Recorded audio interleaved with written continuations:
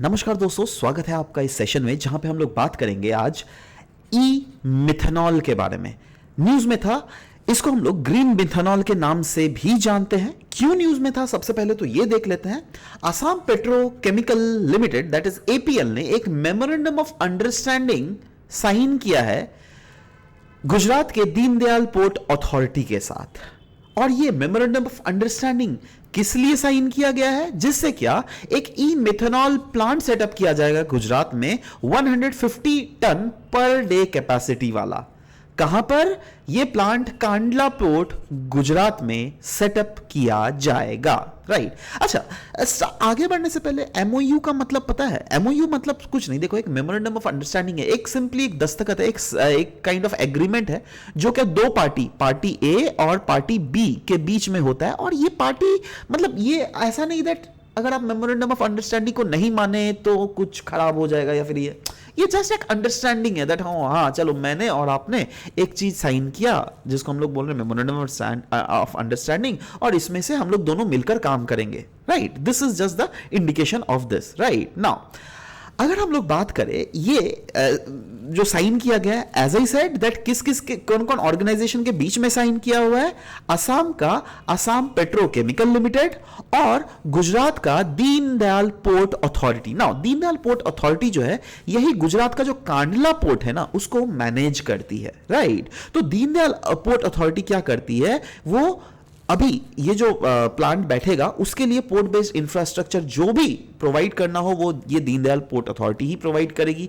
Land और logistic support कोई भी अगर पोर्ट एरिया में प्रोवाइड करना होगा तो कौन करेगी? वो दीनदयाल पोर्ट अथॉरिटी।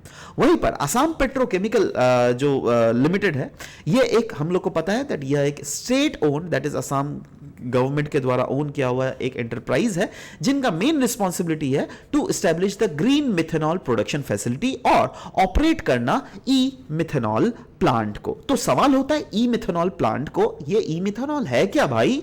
देखो, ई मिथेनॉल को हम लोग इलेक्ट्रो मिथेनॉल के नाम से भी जानते हैं। ठीक है, नाउ ई मिथेनॉल क्या है? यह एक ग्रीन और लो कार्बन फ्यूल है जिसको कैसे प्रोड्यूस किया जाता है? इसको प्रोड्यूस किया जाता है with the help of renewable energy, with the help of either green carbon और कैप्चर्ड कार्बन डाइऑक्साइड के थ्रू बेसिकली प्रोड्यूस करते हैं हम लोग ई मिथेनॉल। और ये ई मिथेनॉल जो है ना इसको हम लोग सिंथेटिक फ्यूल भी बोलते हैं, जिसको हम लोग ई फ्यूल। सिंथेटिक फ्यूल वो फ्यूल्स होता है जो या तो गैसियस या फिर लिक्विड स्टेट का हो और इसको बनाया जाता है with the help of green technologies, उसी को हम लोग सिंथेटिक फ्यूल भी बोलते हैं। तो ई मिथेनॉल को जो क्या एक इलेक्ट्रो मिथेनॉल है जिसको हम लोग ई फ्यूल भी बोल रहे हैं उसको हम लोग सिंथेटिक फ्यूल भी यहां पर बोल सकते हैं। ना सवाल होता है ई मिथेनॉल के बारे में जब बोला जा रहा है, क्यों गुजरात गवर्नमेंट ये चाहती है? क्योंकि देखो इसके बहुत सारे एडवांटेजेस हैं। ई मिथेनॉल से जो फ्यूल प्रोड्यूस होगा ना वो लो कार्बन फ्यूल, पहले बोला गया ना it is a low carbon fuel, मतलब इससे जो कार्बन का एमिशंस होता है ना बहुत कम होता है। तो हमारा जो डिपेंडेंसी है on the fossil fuel present day वो बहुत हद तक रिड्यूस हो जाएगा। यस, तो इससे बड़ा क्या ही फायदा हो सकता है भाई? राइट। दूसरे और भी बहुत सारे फायदे हैं, जैसे पहला बात तो पहले मैंने बोला ही लो कार्बन एमिशन होगा, बट साथ ही साथ ये जो अभी के जो प्रेजेंट डे हम लोग फॉसिल फ्यूल यूज कर रहे हैं उससे पता है बहुत ज्यादा पोल्यूशन फैलता है। उससे ये ई मिथेनॉल जो है बहुत क्लीनर ऑल्टरनेटिव है। ठीक है, इससे स्टोरेज और ट्रांसपोर्टेशन भी बहुत इजी होगा और it can use existing fuel infrastructure as well. यही नहीं, ये रिड्यूस कर देगा dependency on the crude oil. Right now सवाल होता है what are the usages of E methanol? E methanol के यूजेजेस क्या है?